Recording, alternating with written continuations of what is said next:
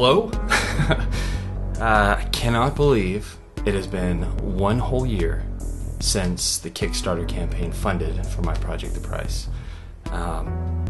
Seriously, that just completely blows my mind.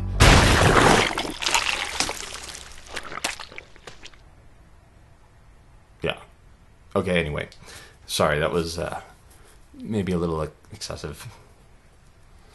Kind of messy. Anyway, yeah, so I thought, you know, it's been a year. Everybody's probably wondering what the heck is going on, where are we at, well, what's been happening. So I thought I'd take a moment to show you just a couple of little things and go over some stuff. First of all, no, I didn't expect it to take this long. I knew it was going to take a lot of work and effort, and I knew I needed to have the right team of people. One of the people that you're going to hear about on my team next is Ryan Peterson. He and I have been friends for a long time. We've been friends with Dave Lobb as well and worked with him on several projects, who I mentioned in my other video blog on design. Ryan is focused on the digital sculpture and design aspects of creating the characters for The Price.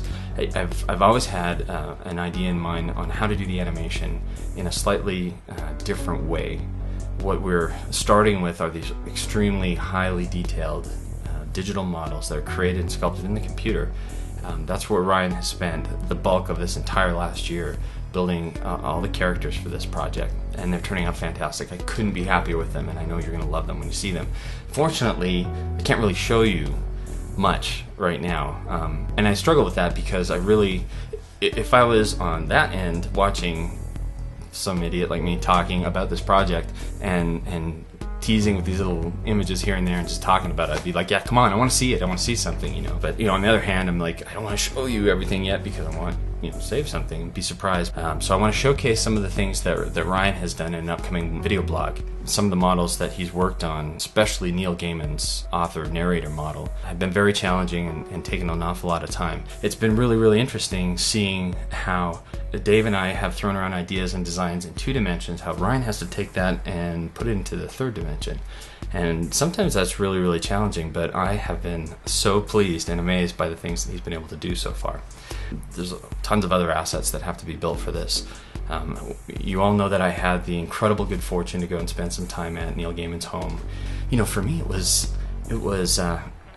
not just surreal, but I had spent so much time thinking about that house and you know, where I would, if I was really there, where I would have put the camera if I was making this movie, because all these things happen there.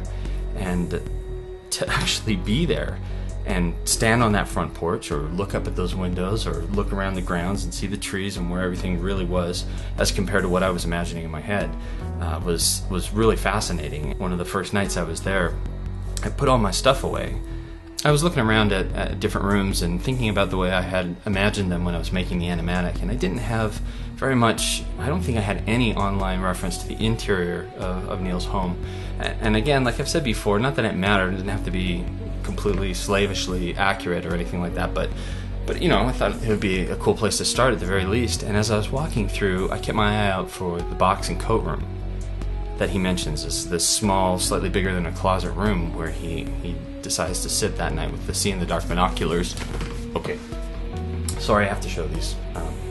The actual, the real, the one, the only see-in-the-dark binoculars that are mentioned in the story. I cannot believe I still have these. Like, I'm holding these. It's just like total geek out time. But what's so cool is in the book, right? He talks about going in the box and coat room to watch with these in the dark to see what's coming to fight with the cat every night. And I was looking around. I couldn't find that room, and I thought it would be, you know, near the front. And later that night, I was in the kitchen talking with Kat, and Neil came in and said, "Excuse me, Chris, could I see you for a moment?" You know, the first thought I was like, oh no, what did I do wrong? Am I in trouble already?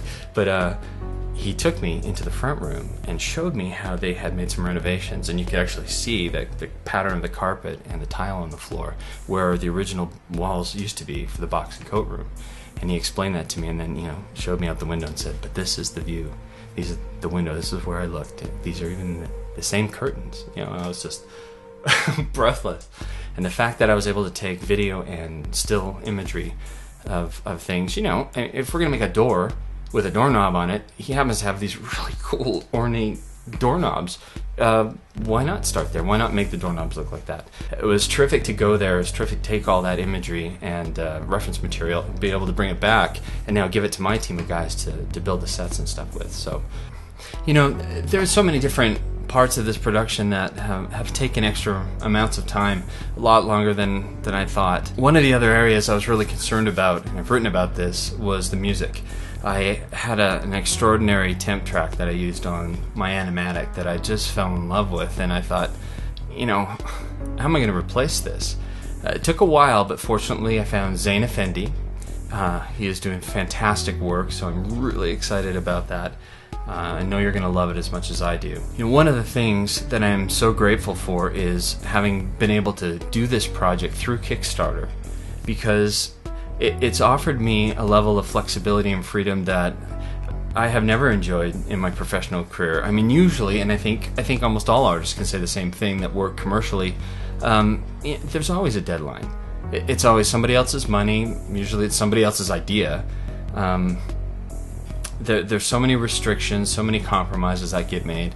You can never go back and do something again or refine something or fix it. It's always go, go, go, and you do the best that you can, but it doesn't represent your best work. It's not your grade A stuff.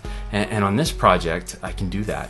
You know, if Ryan comes to me and says, you know, the sculpture I worked on a month ago, I just looked at it again, there's a couple of things on there that are just bugging me. I'd really love to go back and fix those. I think I can make it a lot stronger.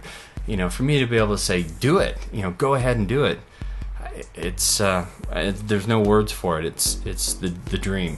And the plan for it has always been to get it done and submit it to the film festival circuit. I want to get it in Sundance. I want to get it in the South by Southwest, Cannes. I'd love to get it submitted to the Oscars, because I think this story is so powerful. It's worth it.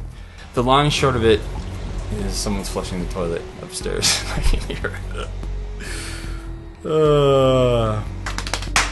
Anyway, that's really what I wanted to say on this 1-year anniversary, is thank you to everyone who made this possible. It's given me the chance to do my best work, and also the chance to give these other artists the opportunity to do the same thing. More than anybody else, I want to see this movie finished. I want to watch it. So I'm pushing. It's going to be done as quickly as I can, but at the very best level. So thanks again. Keep watching. More cool stuff to come.